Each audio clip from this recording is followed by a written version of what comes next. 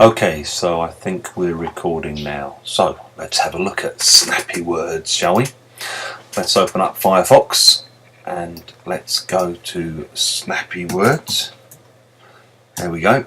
Snappywords.com, the free visual online dictionary. You can see it's got this little kind of a light bulb coming on idea. Language, play, ideas, line, lyrics. And if you kind of go down, you can see what is Snappy Words. As you saw in the blog post so far, it's an online interactive English dictionary and thesaurus, and it lists a whole load of reasons why supposedly you should use it. It's easy to use. You can learn how words associate in a visually interactive display, whatever that means. Apparently you can get ideas to help write content for your blog or article or thesis. So if any of you are aspiring bloggers and you're stuck for ideas, or if any of you are students and you're stuck for ideas, maybe this is the place you should come. Apparently no registration, no limit on search numbers, free and fun. So basically that's the hype. Here you can see the peculiar way that it sort of organises things. It has all these different coloured lines. It's a kind of, entails, pertains to, is a member of, is a substance of, is an instance of, usage domain, region domain, topic domain. Not even sure what all of these means. So I don't know, let's just pick a basic word. One word I taught this week in my upper intermediate class is redundancy. Okay, so face redundancy, offered voluntary redundancy, yeah, for compulsory redundancy. Let's see what we get. So here's our web. God, look at that, it's so visual. Okay, it's settling down, the web. So there's redundancy in the middle. So the first thing is excess, extra, redundant, spare. Okay, and I'm not even sure what these are linked to. It's sort of that orange colour, isn't it? Which means something like participle, apparently. So these are participles of redundancy. Oh, I have no idea what that means. And again, you look at the dictionary, it kind of defines all of them at once. Excess, extra, redundant, spare. But then it also defines all the synonyms as well. Supererogatory, superfluous, supernumerary and surplus. More than is needed, desired or required. Trying to lose excess weight. Found some extra change lying on the dresser. Skills made redundant by technological advance. Sleeping in the spare room. Supernumerary ornamentation. It was supererogatory of her to gloat. Again, you think of it from a, say, upper intermediate student point of view, which is the students that might be using it in my case.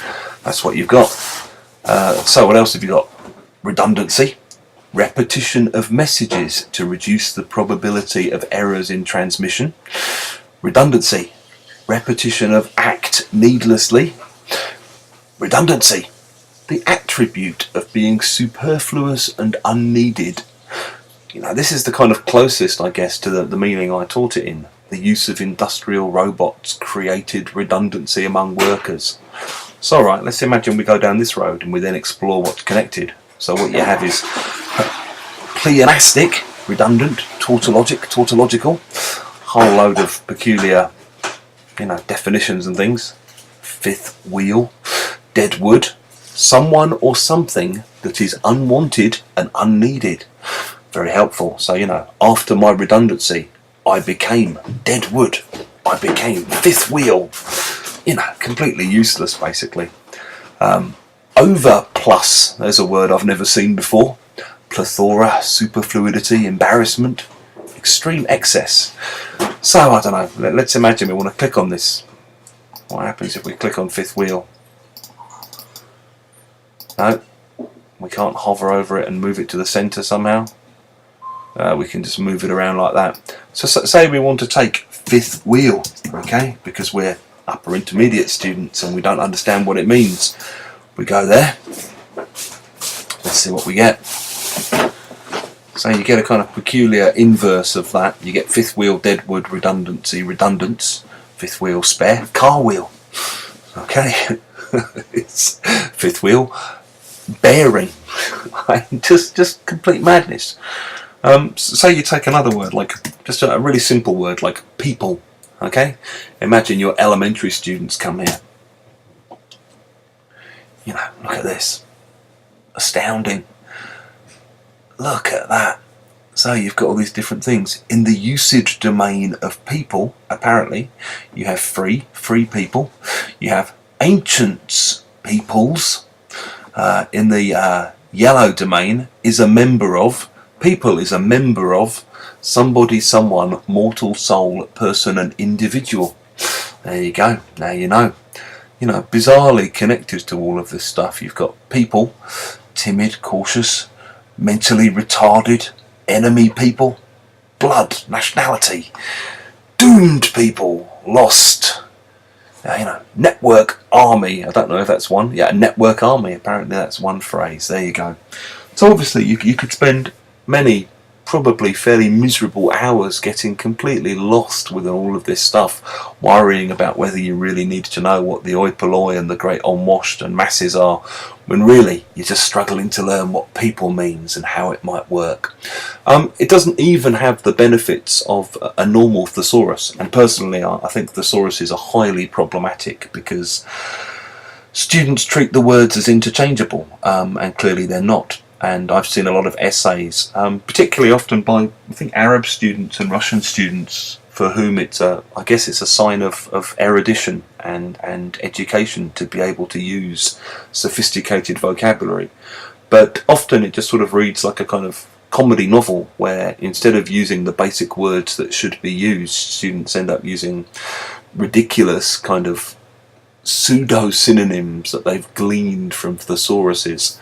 If you're going to use a thesaurus, you know, use something like Roget's thesaurus. What you get here is actually none of really the values of a thesaurus. It's a sort of poor mishmash of bizarre, seemingly random, obscure, utterly obscure, you know, initiate, cohort, episcopus, I can't even pronounce it, episcopacy, baffled, you know, citizenry, to just utterly strange, homebound people who are confined to their homes. You know, and really, if you're going to look up a word people, for example, at this kind of level, what you probably want to learn is they're really nice people. The people were really friendly. There weren't many people there. You know, do you know many people here? You just want to see common examples of how the word might work. And this really doesn't give it to you. So again, I would just suggest that this is a site that you really want to avoid personally, and that you want to avoid recommending to your students. And really, it's just something that's a waste of students' time when they could be doing vocabulary exercises from material published at their level, when they could be doing graded readers and really developing and layering and priming themselves in far more common ways in which these words are used.